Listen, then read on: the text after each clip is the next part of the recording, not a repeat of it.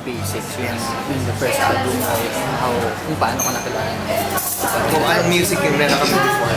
Is this parang intentional effort na, or just flowed in? Well, dumating din kasi sa point na na we experimented a lot and I'm not saying na hindi naman namin nagustuhan. It's just that meron lang palaging tanong na alam nyo, namimiss ko yung tunog niyo before.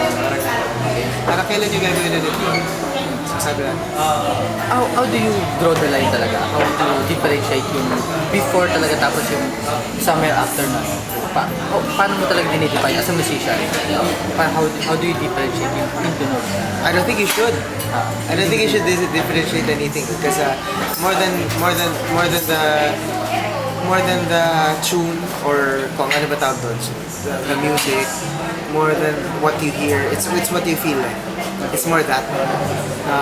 It's what you feel when you hear it. Okay. Yun yung may na back to basics na rin. You feel? I mean, of course, nandun na rin yung tunog. But the thing is, it's more about the effect sa puso. Mabigat ako, sorry.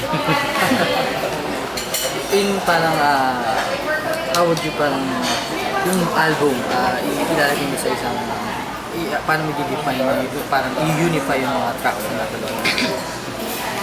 Based on the feelings na you're talking about. Well, well, siguro for some people it inspires you.